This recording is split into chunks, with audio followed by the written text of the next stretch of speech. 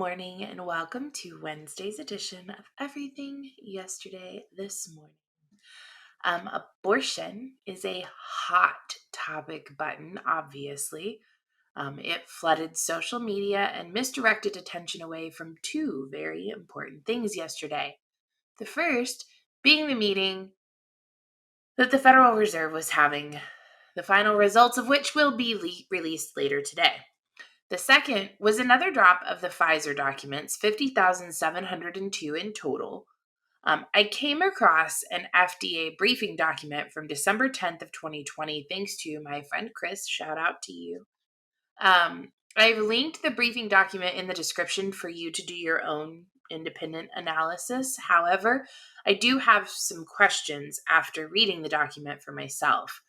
In this document, on page 24, the results of the vaccination, according to the numbers, show an efficacy rate of 95%. They arrived at this valuation from 8 confirmed cases from the vaccinated group of 2,214 participants from at least 7 days after dose 2, compared to 162 from the placebo group of 2,222 participants.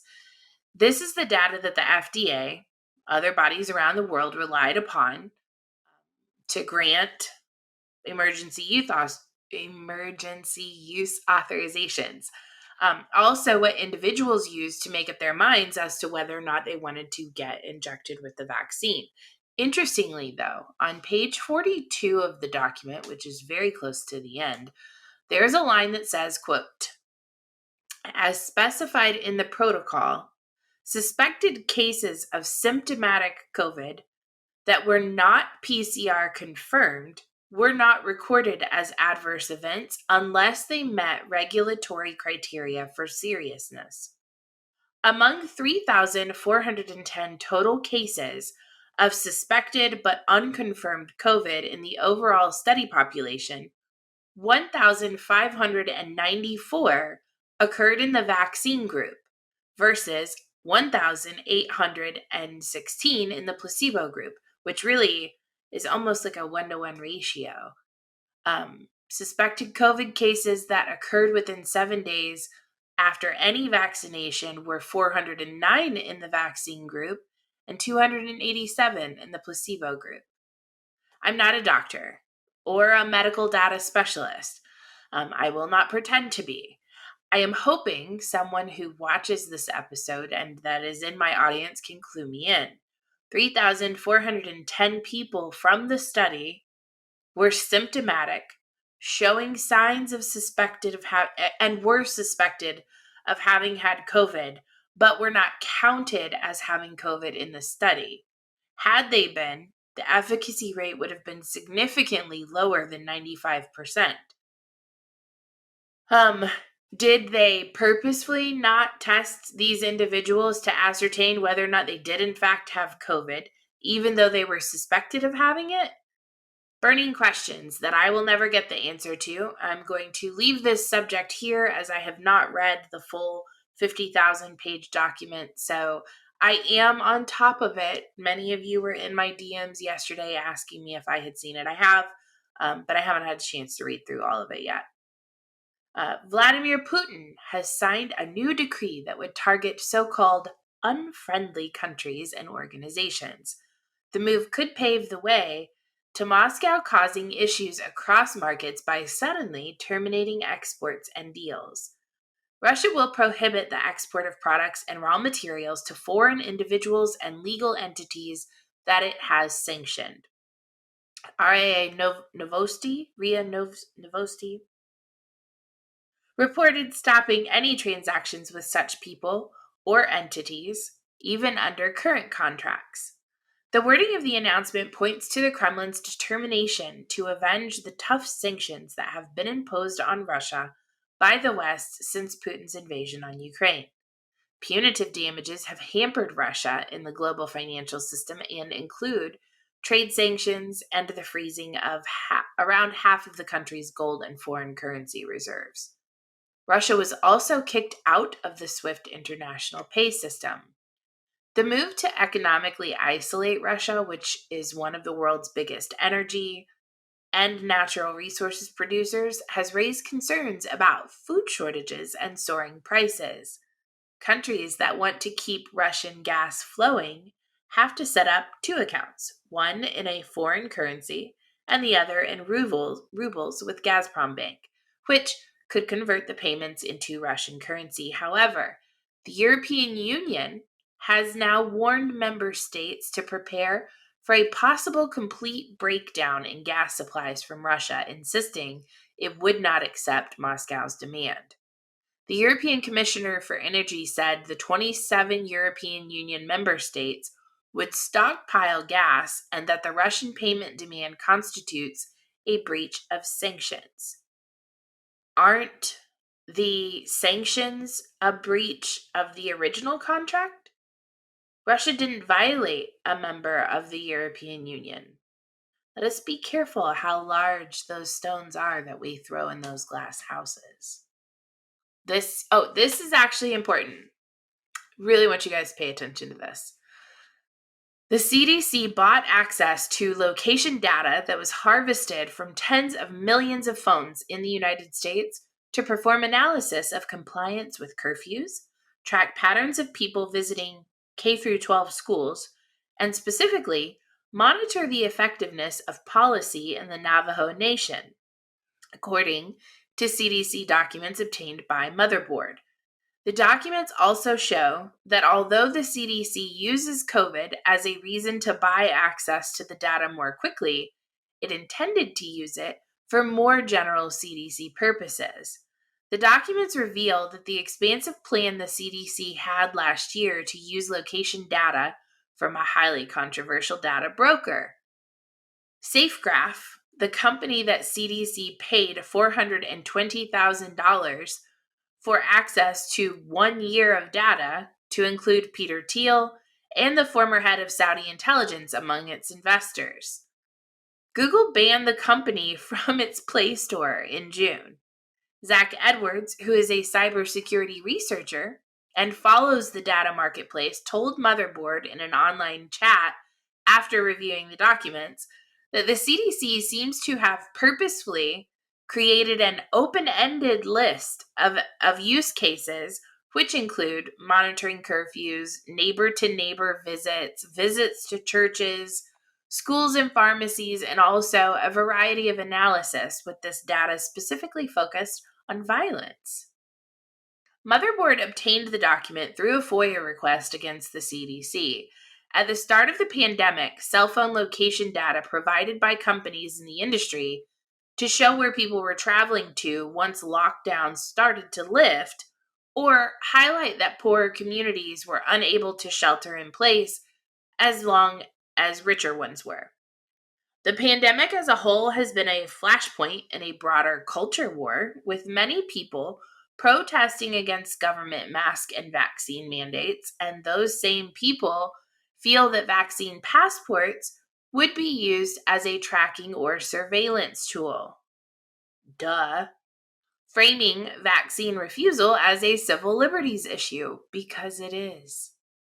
Against that backdrop, the use of cell phone location data for such a wide variety of tracking measures, even if effective for becoming better informed on the pandemic spread or for informing policy, is likely to be controversial. It's also likely to give these same people, a real world data point on which to pin their warnings. The procurement documents, one of which is highlighted in the article, which is in my description, say that this is how it's worded and framed. This is an urgent COVID-19 procurement request and asks for the purchases to be expedited.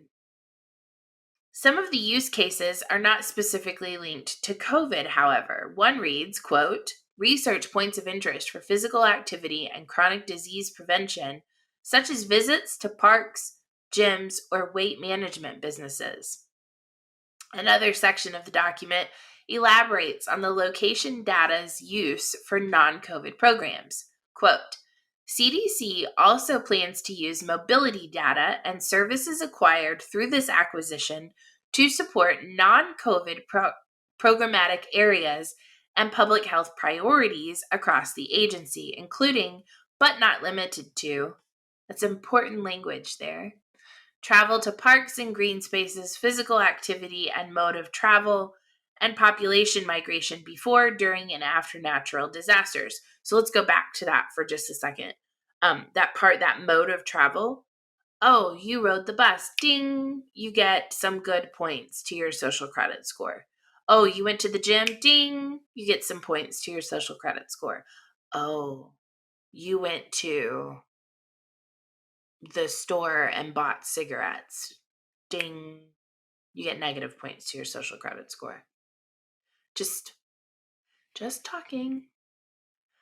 The mobility data obtained under this contract will be available for CDC agency-wide use and will support numerous CDC priorities. The documents say this acquisition is for data that is geographically representative and derived from at least 20 million active cell phone users per day across the United States. The CDC documents show that the agency bought access to 3 products: US core data, US core place data, weekly patterns data, and neighborhood patterns data. The last of which includes information such as home dwelling time and is aggregated by state and census block. Keep that home dwelling time in mind for what I ask later. The last of which, SafeGraph offers visitor data at the census block group level that allows for extremely accurate insights related to age, gender, race, citizenship status, income, and more. During the pandemic, in an effort to do their part, SafeGraph offered their foot traffic data free for nonprofit organizations, government agencies at the local, state, and federal levels. Because they no longer wanted to offer it for free a year later, the CDC decided to purchase access to the data. Quote, CDC has an interest in continued access to this mobility data as the country opens back up. This data is used by several teams and groups in the response and have been resulting in deeper insights into the pandemic as it pertains to human behavior. But things were opening back up, so why did you still need access to the information? Google banned SafeGraph from its Google Play Store in June, as I mentioned earlier. This meant that any app developer using SafeGraph's code had to remove it from their apps or face having their app removed from the store. It's not entirely clear how effective this has been because SafeGraph has previously said it obtains location data via Veriset, which is a spin-off company which interfaces with the app developers. Without pulling my tinfoil hat on too tightly, this screams of social credit score, as I mentioned, and raises quite a few questions for me. How long is this data being stored? What are the applications who partner with SafeGraph and Veriset to obtain this information? How much taxpayer money has been spent? I know the article mentions the $400,000 for those 3 axes, but are there long-term contracts? Is there additional money that's been spent? I want to know how much money the CDC is spending to spy on us. How specific and accurate is the data? It mentioned duration at a dwelling and census. Can this data be traced back to the individual by any identifying markers, such as a phone number or an address? The CDC expanded their powers significantly over the course of the pandemic, and while I see that there is a benefit to having some of this information when monitoring spread of virus within a region and the population's response to that, the government is not our friend, and this crosses into a threshold of Fourth Amendment violations that I'm not comfortable with. I don't believe anyone should be. I think that this is something that's being very quietly brushed under the rug, and a lot more attention needs to be focused on this intertwining partnership between private entities like SafeGraph and public entities like the United States government and the Center for Disease and Control. That is your Wednesday edition of Everything Yesterday This Morning. I hope you guys have a great day. Like, share, subscribe. This one I wouldn't mind getting out because a lot of people probably should know about this. All right, you guys take care.